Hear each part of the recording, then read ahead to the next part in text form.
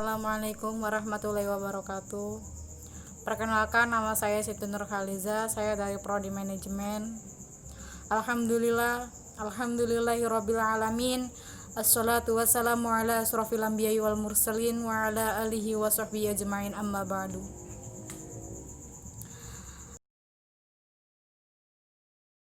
Yang saya hormati Bapak Ghazali Syahroni selaku dosen pengampu mata kuliah agama, izinkan saya untuk menyampaikan materi tentang tanggung jawab manusia sebagai khalifah dan hamba Allah. Baik, tanggung jawab manusia sebagai hamba Allah, yaitu manusia sebagai hamba. Pertama, tanggung jawab manusia sebagai hamba Allah.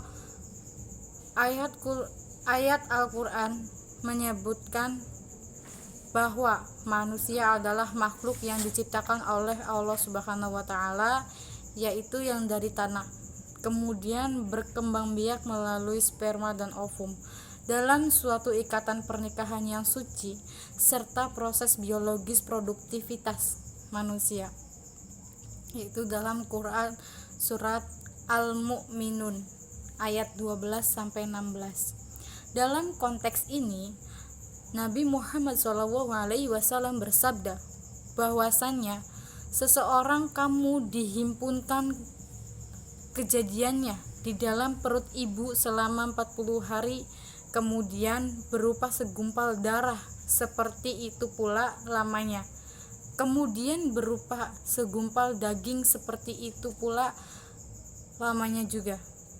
Kemudian Allah Subhanahu wa Ta'ala itu mengutus seorang malaikat, maka diperintahkan kepada malaikat, engkau tuliskan amalnya, rizkinya, ajalnya, celakanya, dan bahagianya. Kemudian ditiuplah rohnya kepada makhluk tersebut. Kesadaran bahwa manusia hidup di dunia sebagai makhluk ciptaan Allah dapat menumbuhkan sikap andap, asor, dan mawas diri bahwa dirinya bukanlah Tuhan. Oleh sebab itu, ia melihat sesama manusia sebagai sesama makhluk hidup.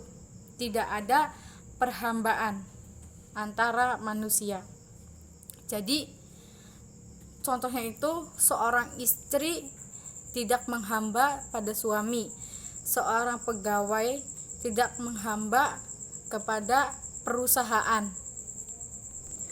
dan begitu juga seorang rakyat tidak menghamba kepada pemerintahnya.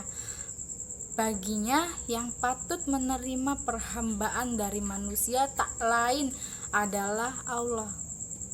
Justru Allah tidak menciptakan manusia selain menghamba atau beribadah kepadanya.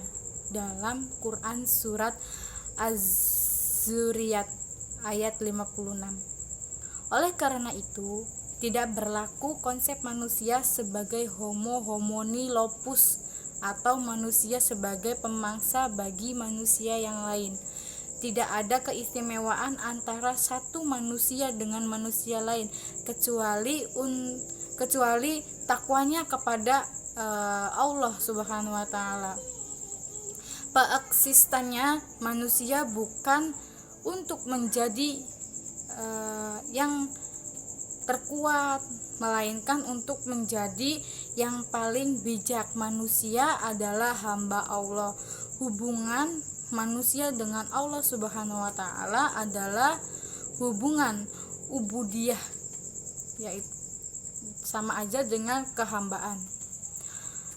Konsekuensinya, manusia harus tunduk dan patuh kepada semua ketetapan Allah Subhanahu wa Ta'ala. Setiap pengingkaran atau penolakan pada ketetapannya berarti mengingkarnya, dan ketuhanan Allah.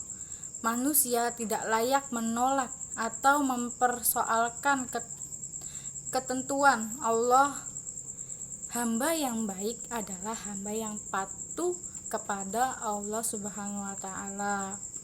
Ya, dan yakin bahwa apa yang telah diputuskan oleh olehnya adalah sesuatu yang terbaik untuk dirinya. Ketika Allah memerintahkan kepada hambanya untuk berpuasa, manusia hendaklah yakin bahwa puasa itu membuat pengaruh yang sangat baik baginya. Kendati pun belum dilakukan penelitian akan keutamaan puasa bagi manusia, bahkan manusia hendaknya itu percaya bahwa tugas dari Allah Subhanahu wa taala itu adalah untuk menjamin kelancaran fungsi sebagai khalifatullah di muka bumi. Padahal aturan-aturan itu semata-mata untuk kebaikan kehidupan manusia sebagai hamba Allah. Abdullah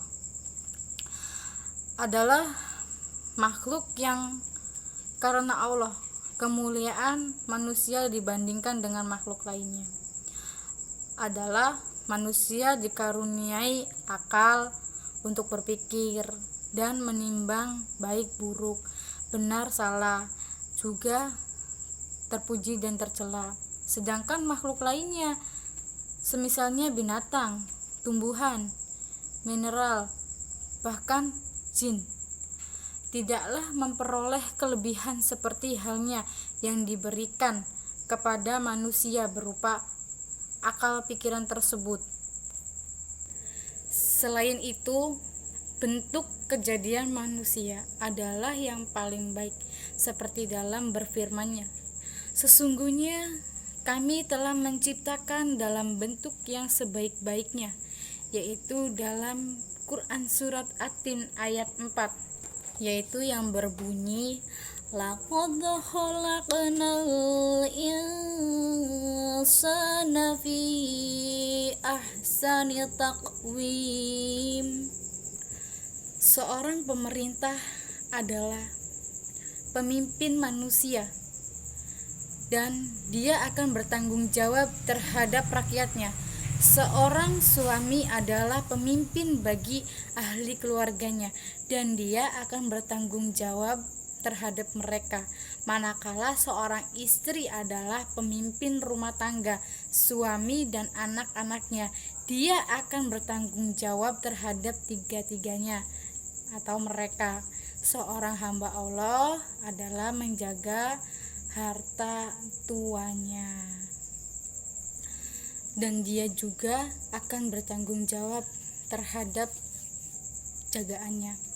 Ingatlah, kamu semua adalah pemimpin dan akan bertanggung jawab terhadap apa yang kamu pimpin fungsi manusia. Sebagai pemimpin ini mengarahkan tugas kehadiran manusia di bumi sebagai khalifah. Manusia sebagai khalifah. Secara bahasa, kata khalifah berasal dari kata kholafa yalibu, kaum yang sebagiannya mengganti yang lain dari abad demi abad. Sedangkan secara istilah hal ini dapat disikapi dalam dua pengertian tentang khalifah, yaitu khalifah dalam arti kepala negara dan khalifah sebagai pengganti dan penghuni bumi Allah Subhanahu wa taala. Khalifah dalam arti secara umum mempunyai perbedaan pengertian dengan khalifah selaku kepala negara di negara Islam. Khalifah kepala negara adalah pemimpin tertinggi atau sultan, atau bisa juga disebut dengan raja yang agung, yang pemimpinnya tinggi, itu sultan dan raja. Yang agung menggantikan pemimpin tertinggi sebelumnya dalam melaksanakan tugas-tugas pemerintahan. Kepada negara diangkat dan diberhentikan oleh suatu pemerintahan yang sah, mempunyai hak dan kewajiban mengatur roda pemerintahan demi kemajuan dan kesejahteraan rakyat, yaitu baik dalam bidang agama, politik, sosial, budaya maupun dalam bidang pemerintahan secara umumnya.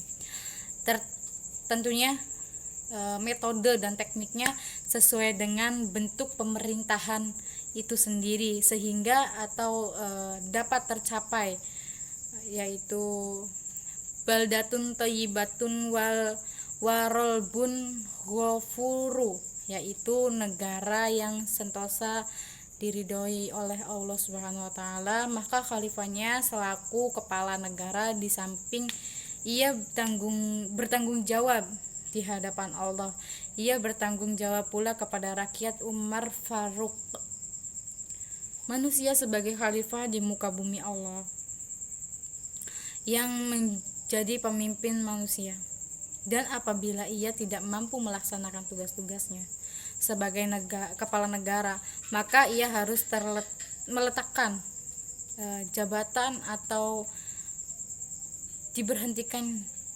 Nah, pengertian khalifah yang kedua yaitu manusia yang secara silih berganti sebagai wakil Allah yang memegang kekuasaan di bumi untuk melaksanakan hukum Allah dan menegakkan keadilan melalui nabi dan rasul semenjak dari nabi pertama itu Nabi Adam Shallallahu Alaihi Wasallam sampai dengan nabi terakhir yaitu Nabi Muhammad Shallallahu Alaihi Wasallam.